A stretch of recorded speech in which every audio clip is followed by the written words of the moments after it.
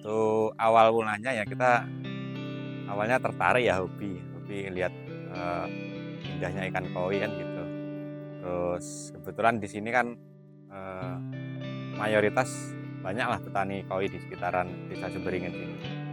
Khususnya yang ada di Dusun Banyurip ini kebetulan kan waktu itu paman paman saya juga ada yang pelihara koi, akhirnya ikut terjun juga pada tahun 2018 startnya itu.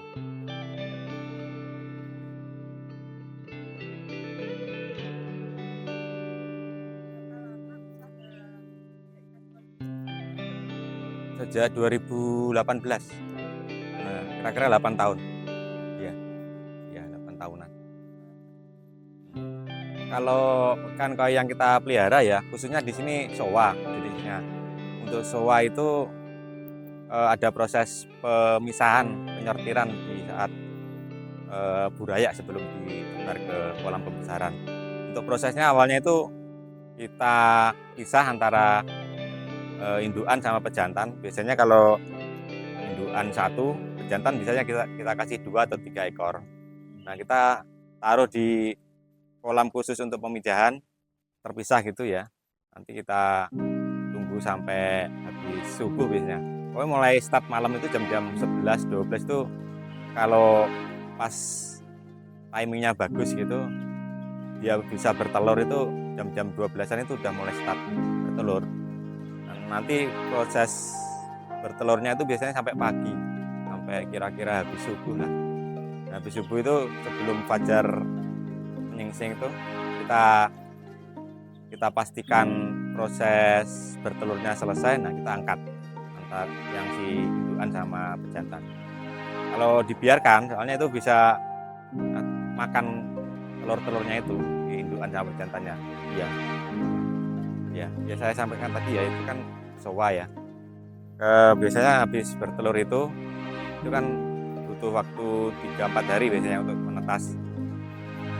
Selang 3 harian dari menetas pertama itu biasanya kita mulai kasih pakan cacing sutra selama kira-kira seminggu lah. Habis itu proses seminggu kita pilihin lagi itu si burayanya itu antara yang hitam sama merah. Kebetulan kalau sowa itu ada hitam sama merah burayanya itu. Nah, yang nanti kita besarkan yang warna hitam. Dicedokin satu-satu gitu biasanya. Ya, dipilih satu-satu.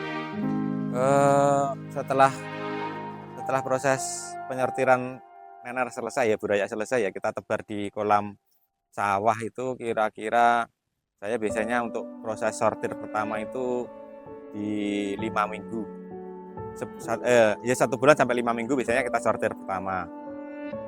Nanti kita pilih yang memang layak untuk dibesarkan lagi, untuk yang nggak layak kita jual lagi. Nah, nanti prosesnya seperti itu berulang terus sebulan, rata-rata sebulan diangkat lagi, disortir, nanti bisa berapa masukin lagi. Kalau untuk proses penjualannya dari kecil sebenarnya bisa sih ya. Dari misalnya kita mau jual di proses setelah seleksi kedua gitu bisa. Masih kecil misalkan 2-3 bulan bisa. Tapi kalau di saya biasanya jual paling cepat itu 4-5 bulan.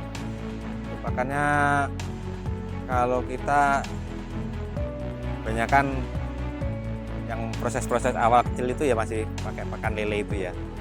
Tapi nanti kalau yang di kolam yang pembesaran yang udah gede-gede itu biasanya kita ada yang khusus untuk koi, untuk cari warna yang bagus itu. Tantangan terbesar kalau cuaca biasanya kalau musim dingin gini, kalau kita nggak hati-hati kasih makannya pakan terus, kebanyakan pakan itu biasanya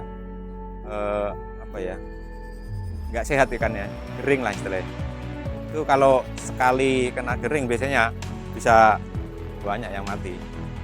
Selain itu pernah juga sih zamannya koi mahal itu hilang, pernah juga jaring orang itu pernah jaring orang. Jadi tahunya itu pas kan kalau ikan udah gede-gede kan pama ada mati yang kelihatan ya, ngapung gitu kan.